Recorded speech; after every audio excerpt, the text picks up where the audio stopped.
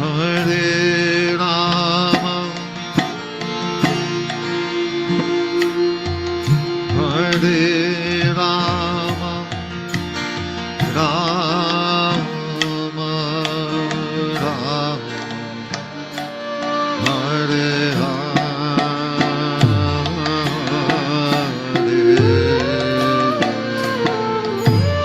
Everybody, a little louder. Hare Krishna, Hare Krishna, Krishna Krishna, Hare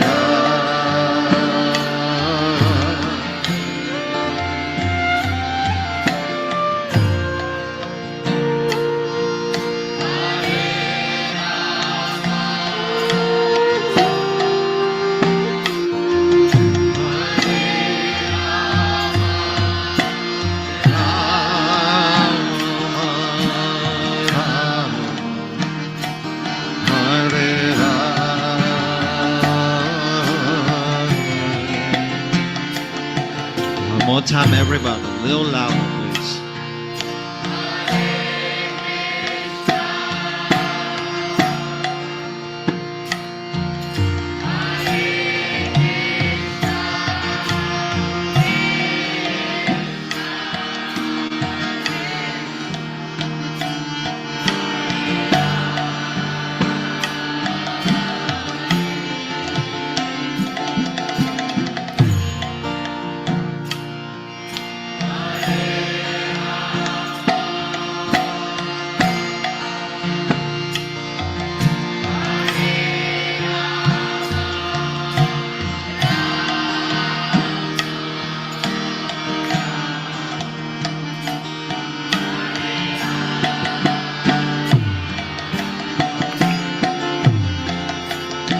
One more time, very loudly, with your heart.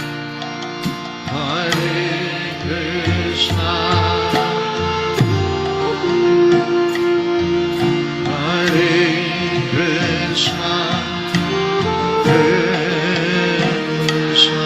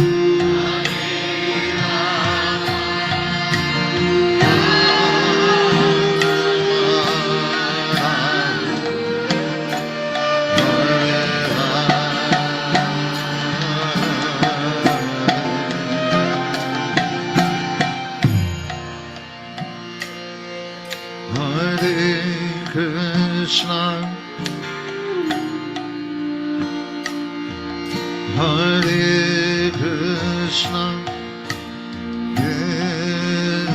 Krishna Krishna, Hare Hare,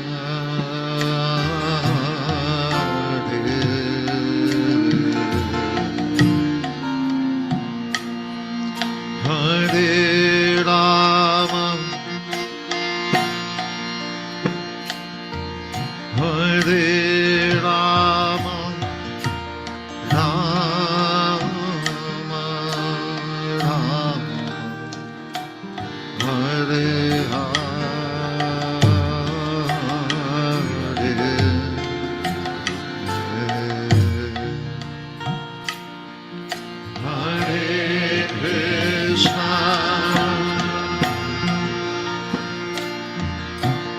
Hare Rama, Rama Rama, Hare Hare Krishna, Hare Krishna,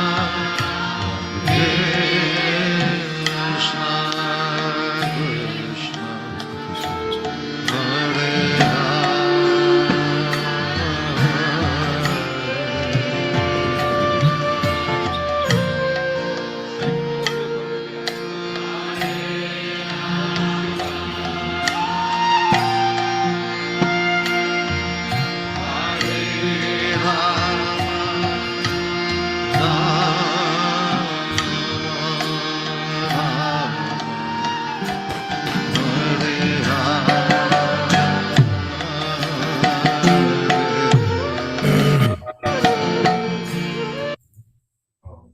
Hare Krishna Prabhus, please accept my humble obeisances. All glory to Srila Prabhupada. Welcome devotees to our evening Bhagavad Gita circle reading program.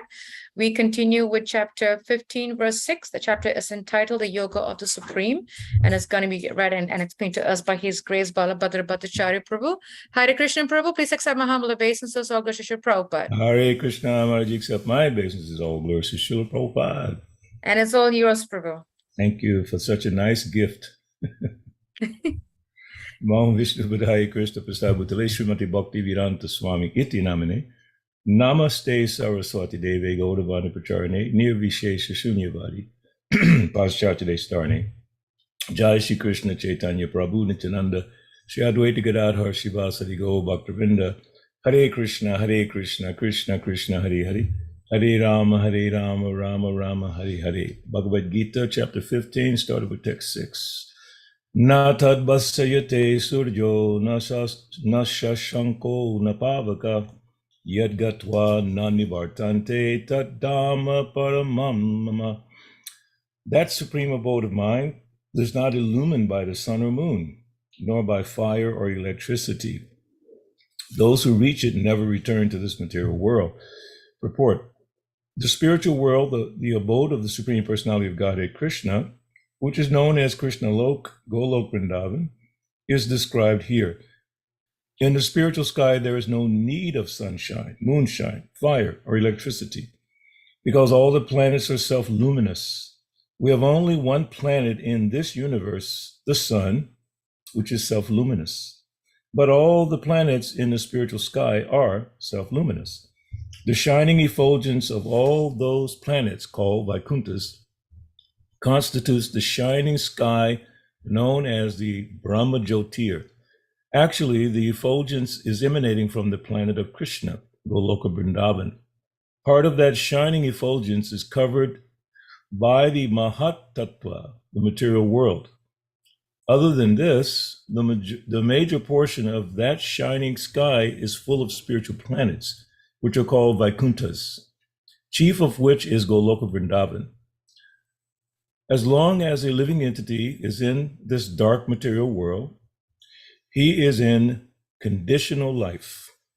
But as soon as he reaches the spiritual sky by cutting through the false, perverted tree of this material world, he becomes liberated.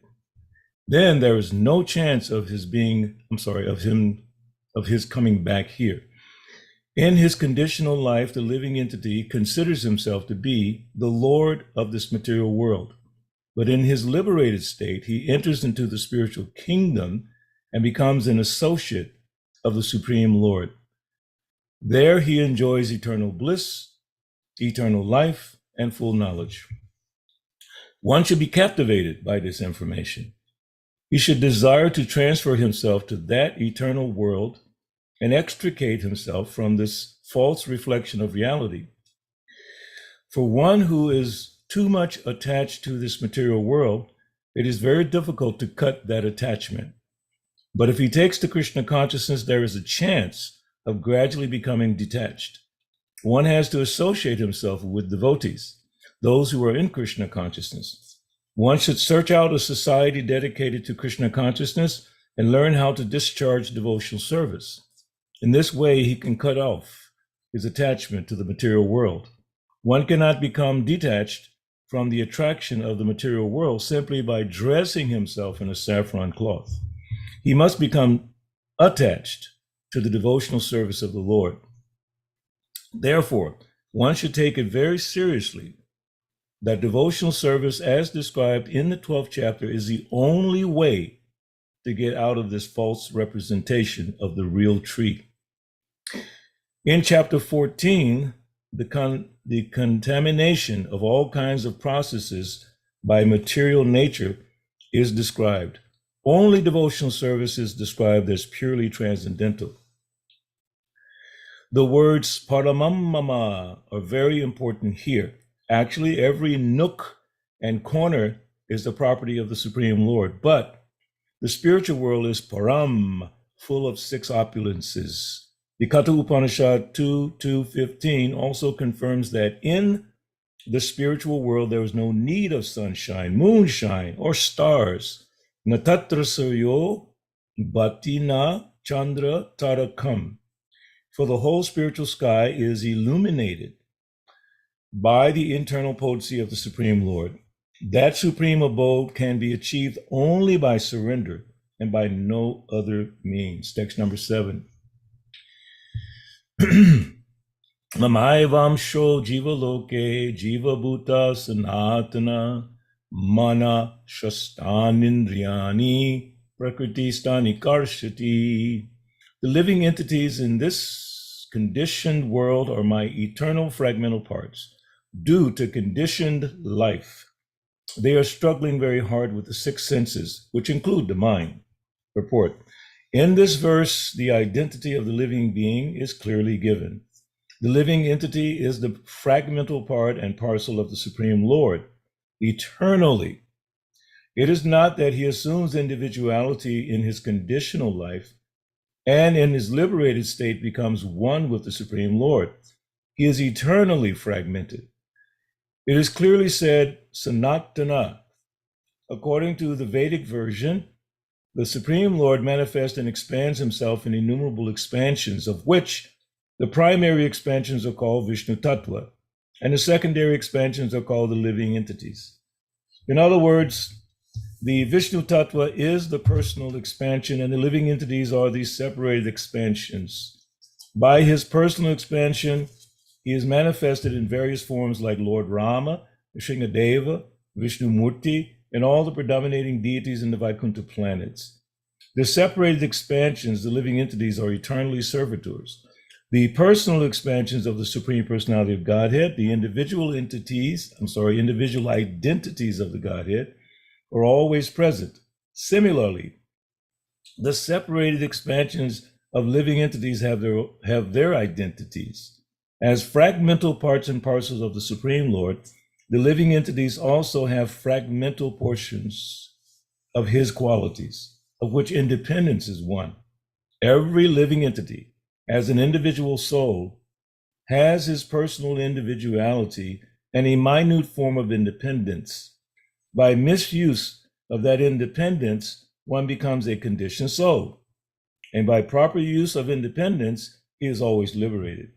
In either case, he is qualitatively eternal, as the Supreme Lord is.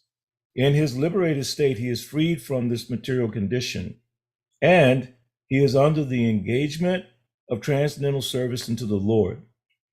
In his conditioned life, he is dominated by the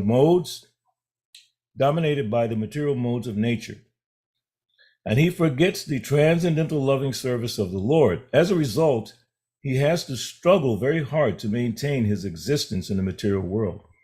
The living entities not only human beings and the cats and dogs, but even the greater controllers of the material world, Brahma, Lord Shiva, and even Vishnu, are all parts and parcels of the Supreme Lord.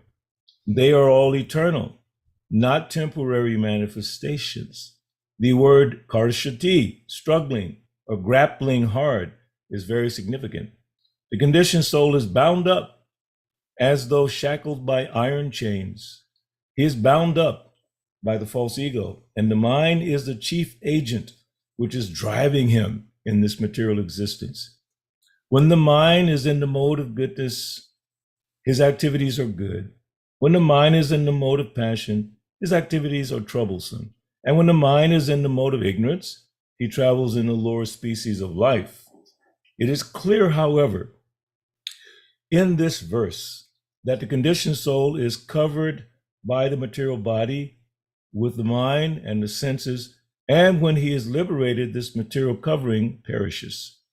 But his spiritual body manifests itself in its individual capacity. The following information is there in the Matyandinayana Shruti. Sava Esha Brahma Nishta Idam Shariram Martyam Atishridya Brahma Bishampadya Brahmana Pasyati Brahmana Srinoti Brahmane Vedam Sarvam Anubhavati. It is stated here that when a living entity gives up this material embodiment and enters into the spiritual world, he revives his spiritual body. And in his spiritual body, he can see the Supreme Personality of Godhead face to face. He can hear and speak to him face to face. And he can understand the Supreme Personality as he is. From Smriti also it is understood, Vasanti Yatra Purusha Sarve Vaikunta Murtaya. In the spiritual planets, everyone lives in bodies featured like the Supreme Personality of Godheads. As far as bodily construction is concerned, there is no difference between a part and parcel of living entities and the expansions of Vishnu Murti. In other words, at liberation, the living entity gets a spiritual body by the grace of the Supreme Personality of Godhead.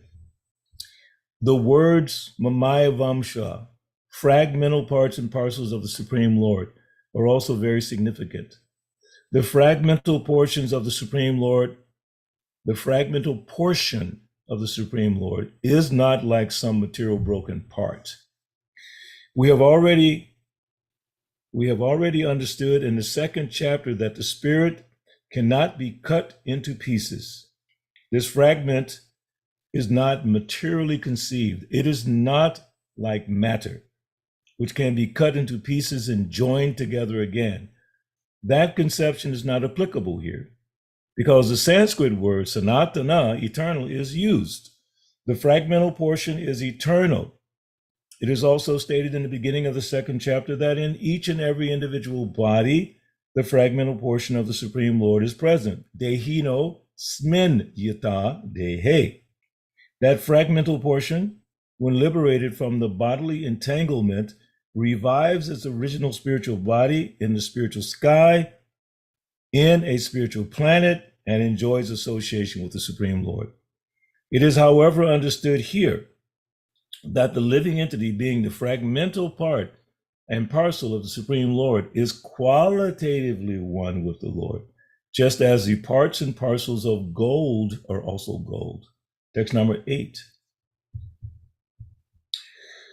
Shariram yat avapnoti yatchap yatchat yudkramatishvara grihi tvaitani samyati Vayur Gandham Ivashayat. The living entity in the material world carries his different conceptions of life from one body to another, as the air carries aromas. Thus he takes one kind of body and again quits it to take another. Purport. Here, the living entity is described as Ishwar, the controller of his own body. If he likes, he can change his body to a higher grade, and if he likes, he can move to a lower class Minute independence is there. The change his body undergoes depends upon him. At the time of death, the consciousness he has created will carry him on to the next type of body. If he has made his consciousness like that of a cat or dog, he is sure to change to a cat's or dog's body. And if he has fixed his consciousness on godly qualities, he will change into the form of a demigod. And if he is in Krishna consciousness, he will be transferred to Krishna Lok in the spiritual world and will associate with Krishna. It is a false claim that after the annihilation of this body, everything is finished.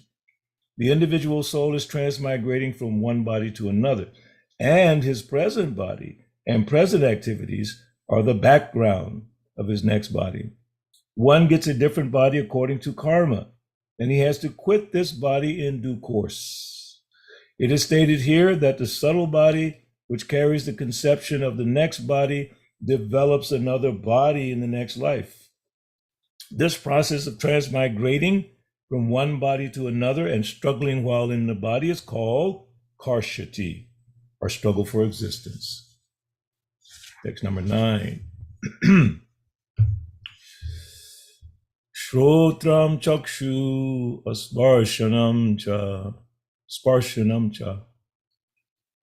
rasanam granam evacha adhisthaya manaschayam vishayan upasevate. The living entity, thus taking another gross body, obtains a certain type of ear, eye, tongue, nose, and sense of touch, which are grouped about the mind.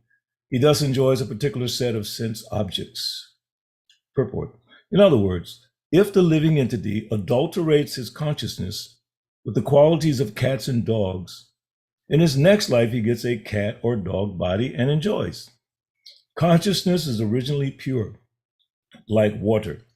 But if we mix water with a certain color, it changes. Similarly, consciousness is pure, for the spirit soul is pure, but consciousness is changed according to the association of the material qualities. Real consciousness is Krishna consciousness. When therefore one is situated in Krishna consciousness, he is in his pure life. But if his consciousness is adulterated by some type of material mentality, in the next life he gets a corresponding body. He does not necessarily get a human body again. He can get the body of a cat, dog, hog, demigod, or one of many other forms. For there are 8,400,000 species. Text number 10. Ukramantam stitam vapi bunjanam vagunan vitam vimuda nanupasyanti pasyanti jnana chakshusha. The foolish cannot understand how a living entity can quit his body, nor can they understand what sort of body he enjoys under the spell of the modes of nature. The one whose eyes are trained in knowledge can see all this. Purport. The word jnana chakshusha is very significant. Without knowledge, one cannot understand how a living entity leaves his present body, nor what form of body he is going to take in the next life, nor even why he's living in a particular type of body. This requires a great amount of knowledge understood from Bhagavad Gita and similar literatures heard from a bona fide spiritual master. One who is trained to perceive all these things is fortunate. Every living entity is quitting his body under certain circumstances. He is living under certain circumstances, and he is enjoying under certain circumstances under the spell of material nature. As a result, he is suffering different kinds of happiness and distress under the illusion of sense enjoyment. Persons who are everlastingly fooled by lust and desire lose all power to understand their change of body and their stay in a particular body. They cannot comprehend it.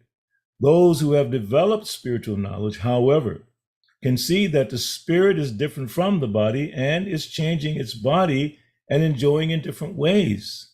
A person in such knowledge can understand how the conditioned living entity is suffering in its material existence. Therefore, those who are highly developed in Krishna consciousness try their best to give this knowledge to the people in general, for their conditional life is very much troublesome. They should come out of it and be Krishna conscious and liberate themselves to transfer to the spiritual world.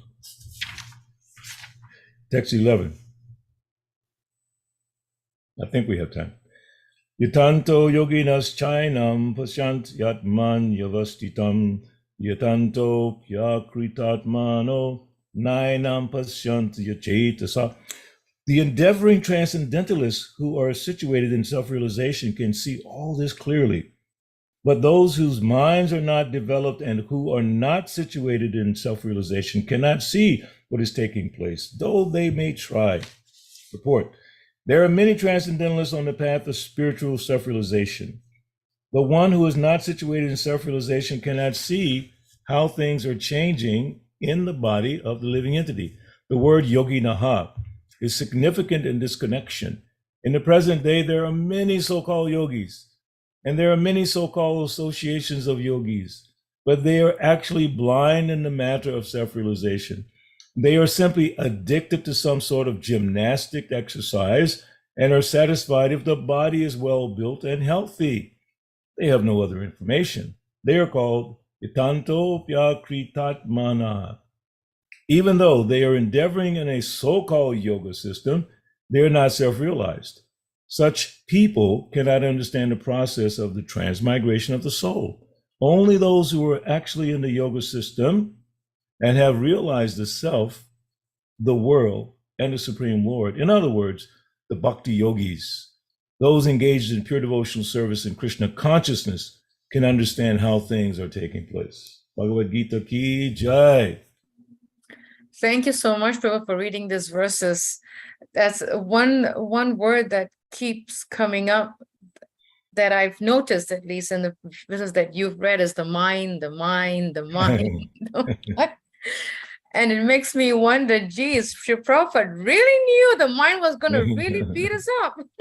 Oh, yeah. He sure is. Amazing. Thank you so much, Prabhu. Would like to ask you, what is there any questions, any comments, any reflection or any thought, a clarification? Please do unmute yourself and jump right in and ask a question, or you can put it in the chat and I can read it out and we can have a very nice discussion. Prabhu, one question that I would like to ask, if you could shed some light, is in verse 15, in chapter 15, verse 6. Srila Prabhupada mentioned in the purport, where is that, the second paragraph. Okay. In his conditional second paragraph, the second last sentence, where he says that in his conditional life, that the living entity considers himself to be the Lord of this material world, but in his liberated state, he enters into the spiritual kingdom and becomes an associate of the Supreme Lord. And I've at least had, devotees come up and ask me, what does the term associate mean? Because that is defined like a person, so to them it's like, oh, I'm going to be a Gopal, oh, I'm going to be a Gopi. So can you shed some light, Prabhu, on that term associate? Because it seemed for some of us with a limited knowledge, it's a person. Yeah. Well, it's definitely a person. Never was there a time when I did not exist, nor you nor all these kings, Krishna says in the second chapter. So everyone's individual, and the individual soul has an eternal relationship with the Lord in one of 5 relationships, Shanta, Dasya, Vatsalya, Madhurya, like that. So he has a relationship with the Lord. Someone may be speculating, oh, I'm going to be a cowherd boy, or I'm going to be a gopi. You actually don't know. You could be a tree. You could be a bamboo rod that Krishna uses for a flute. If you read the Krishna book, you find there's so many different relationships. A cow, a calf, a bird, a peacock. It can be any one of those things in different relationships. But the unique feature of the spiritual world is that whatever position you're in, you're going to be happy. That's why, Satchidananda, you have that eternal bliss. So once you get back into that functioning eternal relationship with the Lord, you will be happy. But then the question comes up, well, suppose I'm in Vaikuntha and the highest platform is Goloka. Will I start hankering to be in Goloka? Prabhupada generally says, just get back there and you'll find out, okay? Because we try to figure all this stuff intellectually. You can't place the transcendental realm within the jurisdiction of your thinking abilities. In most cases, speculative abilities. That's why in the beginning of the Bhagavad Gita, Srila Prabhupada says in the first verse, first purport, one should study Bhagavad Gita scrutinizingly with the help of a devotee without any personally motivated interpretation. So why did he warn us in the first purport? Like you just said about the mind, okay? So Srila Prabhupada gives these warnings. I was asking some devotees yesterday, I said, who is Prabhupada talking to? Is he talking to us or is he talking to the people we sell books to? We're thinking, oh, I'm selling this book and Prabhupada's going to change that person's life. Well, what about your life? Prabhupada's reminding us of our precarious situation in the material world, and he's enticing us, and Krishna's enticing us with the descriptions of the spiritual world. So in the beginning where I read it, that one should be, what did it say, captivated in the same purport that you're talking about. In the third paragraph, third paragraph, 1, 2, 3. Beginning of the third paragraph, right there, right? One should be captivated by this information. He should desire to transfer himself to that eternal world and extricate himself from this false reflection of reality. So that's enticing in itself. That word, one should be captivated. So how do we understand being captivated? It's like most people are captivated by the media, television, whatever it might be, Facebook, that book, your book, my book, whatever it is, okay? We're all captivated. Why? How do I know we're captivated? Because I'm also captivated. We're looking there and we see all these amazing things. And they do everything they can to captivate us. I know, like I use Canva for a lot of design work. So every time I look around, there's a new advertisement. We got a new thing coming. Click this link, go here. Then you go and see all these fancy colors and design, and you become captivated. But the secret is you take that captivated mood and whatever you're captivated by, try to use it in Krishna's service. It's very interesting. Vishnu Gadar Prabhu and myself, he inspired me to do something. He was saying, what about those big frame signs that they put in front of restaurants? You know what I'm saying? Those little A-frames. It says lunch menu, specialty. He said, what if we did one of those for Sankirtan? I said, wow, Eureka, that sounds great, Prabhu. So I found one online. He actually donated to pay for it. He inspired this whole concept. So today I finished using Canva, designing a poster with the Kurukshetra battlefield and some information and a contact thing there. And I'm picking it up tomorrow because we were captivated by this technology, by this thing that we could use for Krishna. So instead of getting lost in that captivation of those material things, we found a way to use it in Krishna service. So it's exciting. Like, yeah, A-frame sign. What's the heck is an A-frame? Just this metal thing with some board in it. But now it's going to transform into a preaching vehicle. So I love what Prabhupada says. One should be captivated by this information. That information clears up the misunderstanding that we're the body, clears up the misunderstanding that the material world is meant for enjoyment. Okay, it's clearing up all of that. So now we can see the world for what it really is. It's a fantastic place, as long as we see it in Krishna service. It's a hellish place if we try to enjoy, guaranteed, because we're going to be frustrated. No matter how we try to enjoy, we'll be frustrated. The thing didn't last long enough. It didn't taste good enough. He or she was not pretty enough. All these things will frustrate us like anything. We strive to get these things. And when we get them, then there's another thing we want. Like Prabhupada says, if you get $1,000, now you want $10,000. Now you want $100,000. Now you want 1 million, 10 million, 100 million, billion. You know, even like Elon Musk, people like that, they want trillions of dollars now, not just billions, they want trillions. So we'll never be happy. So this curtain, which Prabhupada describes in some of the verses we read, this curtain will be pulled back by the mercy of a advanced devotee, someone who understands Krishna. Hopefully your spiritual master, hopefully you have a spiritual master, hopefully you've surrendered to a spiritual master, either through Diksha or Siksha. Either way, you get initiated or you take shelter. Like Prabhupada didn't get initiated when he first met Srila Bhaktisiddhanta, he took Siksha.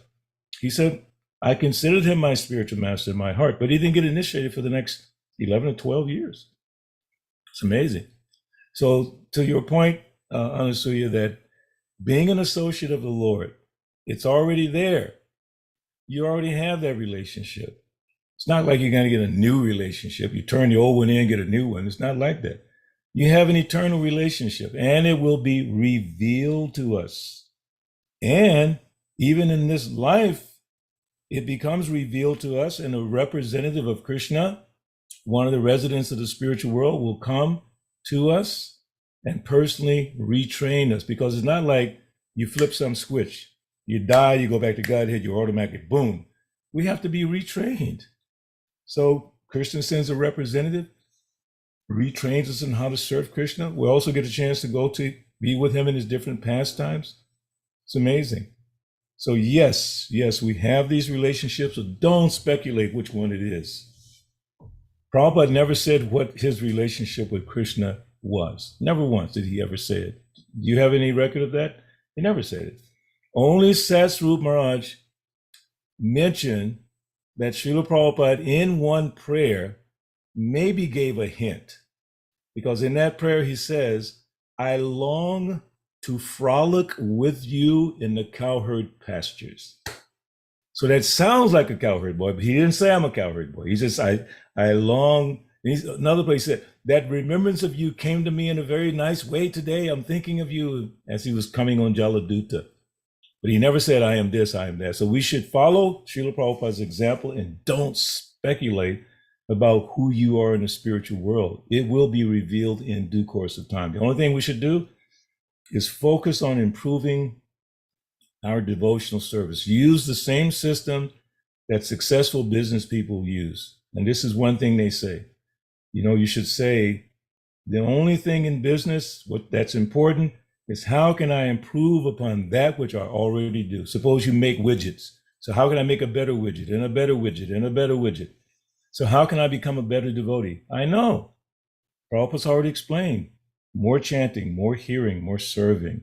And then Dadami Buddhi Yogam, Krishna reveals to us by his mercy at some point, he reveals to us. So thank you for making us think about that. So important. You know? Thank you, Prabhu. Actually, as you were so nicely explaining and shedding some light on it, I was remembering one of the lines, I think, I hope, I might be wrong, but I think it's one of the lines in the Damdarastakam or some pastime of the gopis was saying, that the bamboo flute that is on Krishna's lip, how lucky that bamboo flute is to be a bamboo. But you know what it is in that pastime? The bamboo rods because I have a lot of bamboo behind my house. I know it's bamboo rods. They're so proud that our son is enjoying the nectar of Krishna's lips. So they're all talking. Everyone's just talking. They must be so happy. These bamboo rods, and we're so proud that our son is being used by Krishna as a flute. Wow. So that's a beautiful pastime you're remembering. See, that's the nice thing, okay? If you read enough, you may not remember Sanskrit and verses and numbers. Don't worry about that, okay? Your remembrance is coming to you by Krishna. But if you read enough, then you'll get like you just had a glimpse of one of those things you read. You didn't remember the whole pastime, okay? But you remembered something. So where does that remembrance come from? Shravanam, Kirtanam, Vishnu Smaranam. The Smaranam will come. You just hear, you just chant, keep doing it every day, And please, we should all read Krishna book whenever we can. If more than, you should read it every day if you can. As I told you before, when I joined the temple, our temple president was insistent that every night all the grihastas would come together for hot milk and Krishna book. And I became famous as a brahmachari. I'll tell you why. I memorized one of the Krishna book pastimes, but it was only a page and a half. So I memorized the whole pastime, devouring the forest fire or extinguishing the forest fire, one of those two. And every night I would sit at the top of the stairs in the brahmachari ashram and recite that pastime. And the brahmacharis would surround me. They were so fascinated how I remembered that. We just kept hearing that pastime. And then one sentence says, and Krishna went ahead to see some specific scenery. Just that line. He went ahead to see some specific scenery. Beautiful, isn't it? So gradually we get pulled into these pastimes and they become part of our thinking, our dreaming, our conversation. It's so sweet. So I highly recommend that we all at least one paragraph, a sentence, or a pastime from the Krishna book so we can think of Krishna more and more and more.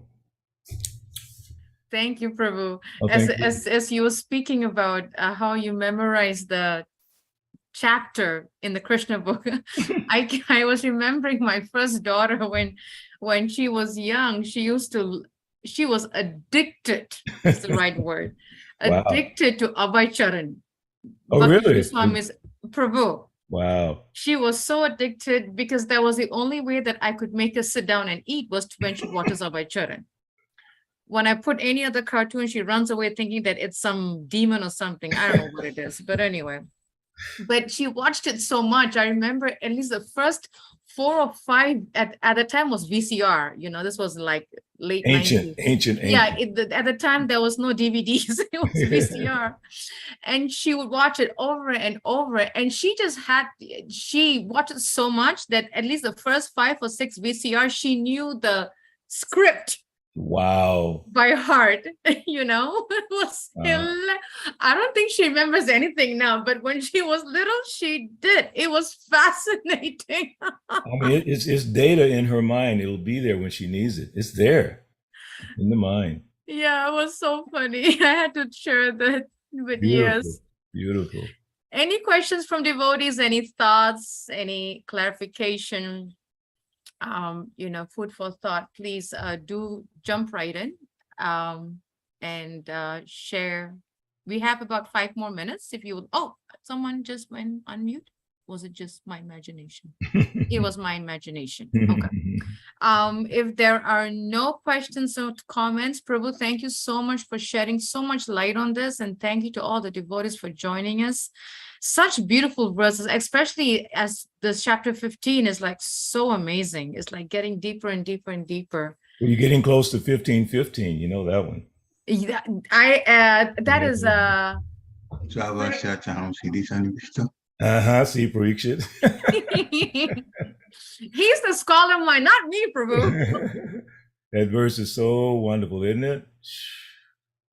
Yes, it's that will be Parikshit's turn on Friday. Prabhu, it's so interesting. We both were sharing that last week. I think there was one verse in chapter 14 that he said was your favorite. And when Parikshit covered it, we were like, now I know why that was one of Balabhadra Prabhu's favorite verse. It's like every time it's a favorite verse, it gets to Parikshit's thing. We're like, now we know why it's his favorite verse. It's so powerful. It's I was being interviewed the other day on this India media program. It's called Chitti Media. It's a very interesting group of persons, very favorable to Krishna consciousness. So my interviewer had sent me the questions ahead of time, and one of them was about the term that I'm always using, the toolbox. He was fascinated by it because he looked at one of my lectures from the Philly Temple or somewhere like that. So the question was about this toolbox. Please explain what you mean by that. And I was just telling the people that the point is, what's in your toolbox? I mean, if you go to a job site and there's nothing in your toolbox, you can't do any work. And I can guarantee, because I used to do construction work as a young kid in high school, you check your tools before you go to work to make sure everything's there. Screwdriver, hammer, measuring, all that stuff. You check it, boop, boop, boop, and then you go. So in Krishna consciousness, we go out into the world every day. What's in your toolbox? Because you're going to work within your field of activity, your body and everything around you. So I told him, I said, I have verses in my toolbox. I have little stories in my toolbox. I have little examples in my toolbox. So when I encounter something throughout the day, I just open up my toolbox, take out a tool, and go to work. If my mind starts to go somewhere, I say, Chanchala Himana Krishna. The mind is like flickering like the wind. Krishna says, whenever and wherever the mind wanders, bring it back. Oh, in my toolbox. Well, how can I become free from, these disturbing things? Nasta Praisa Badresu, Nityam Bhagavata Sevaya, Bhagavatu Tamasoke, Bhakti Bhavati Nastaki. So it's in my little imaginary toolbox. All those Srinvata, Swakata, Krishna, all those little verses, they're in there.